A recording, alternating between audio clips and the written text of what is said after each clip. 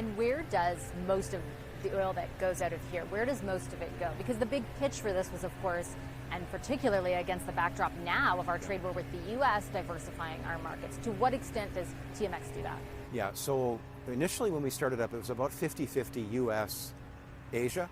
And since that time, it's evolved more heavily to Asia. So if you look at the numbers back from the beginning of time when we started up, it's about just shy of 60% now go to Asia.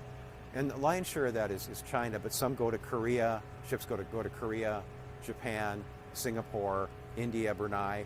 And so we've seen a variety of different markets.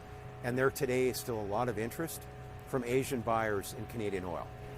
So that's where I wanted to ask you about when you talk about optimization. First of all, in layman's terms, I understand it as you want to increase the capacity that TMX has and the amount of oil that we're able to get out of here, that you're able to get out of here, but not through additional pipelines or anything, but through like making things work better. Is that a good way to put it? That's a good way to put it. There's a little bit of mechanical stuff we have to do to the system. Primarily, it would be more horsepower.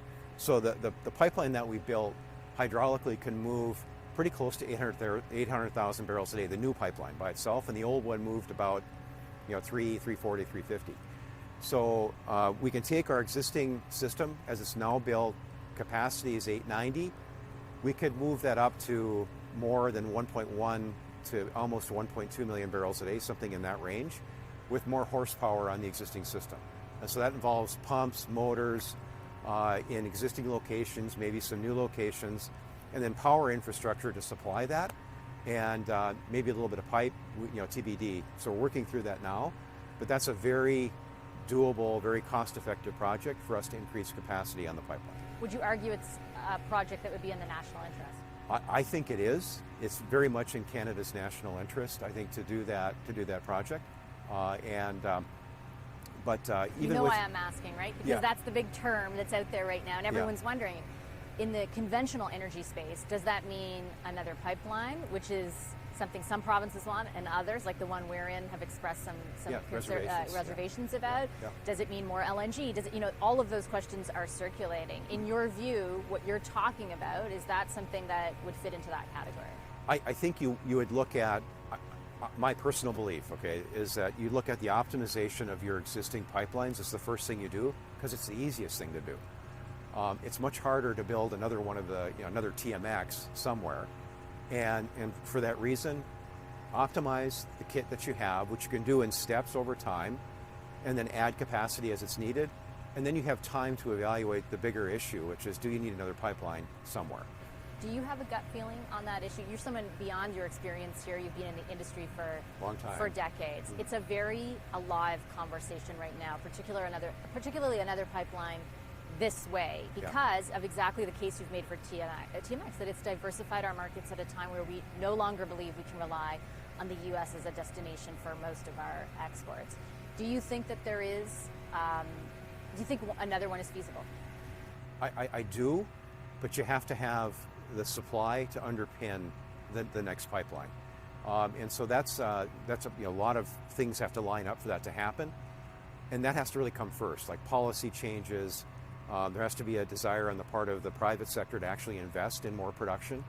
And so the environment has to be right for that. That's really kind of the starting point in my mind, is there's a will and capital wants to be deployed to Canada.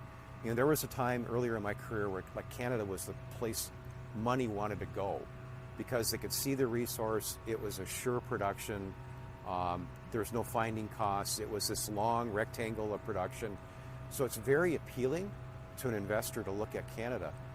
And so getting that money back and interested in the country is really important. So that's, to me, is where it's got to start. And then you can start talking about, I need another pipeline. So when you talk about policy changes, are you referencing, the private sector has highlighted, for example, emissions cap, C69. Like, do you have opposition to those policies?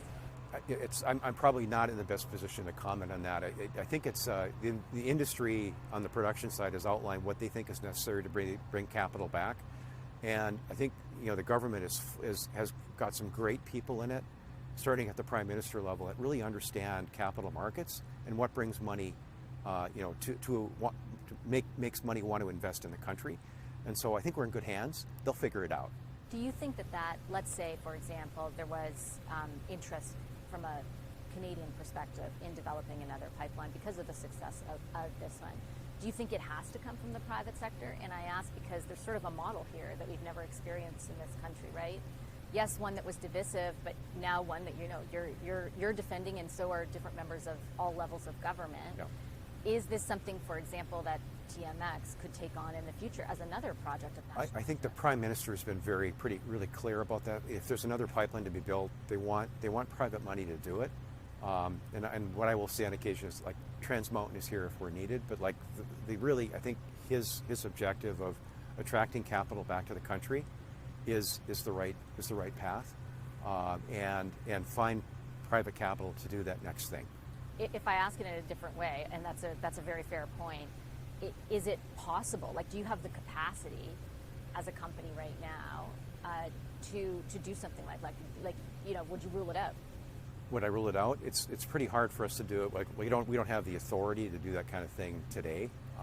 Could we do it with the right? We have to have support from the government to do that. Right now, I think we have very strong support for us. Optimize what you have, and so that's what we're working on. And that would be, like, as I came into the role, that was my personal desire, was let's optimize what we have, because it'll be very cost effective. It'll improve the competitive position of the company. It'll enhance the value to the owner if the owner ever decides it wants to sell. And do you think that they will decide to sell later rather than sooner? Do you think they'll take your advice? I think I hope they're in no hurry, and there's reasons for that. Like, think about it. If you tell somebody, I've got to sell my house, right? What's going to happen to the value of your home? So it's the same. It's, by analogy, it's the same thing. The owner should be in no hurry to move the system. It should pick its point in time when it makes the most sense for it to do so. Do you think they are, though? The question isn't whether you want it. Here's again. I think the leadership in government, they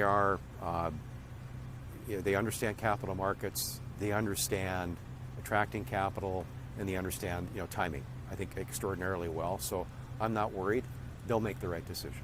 Okay, I'll leave it on that note. Okay. Thank you so much for your time. Thank you. Appreciate it. Yeah, appreciate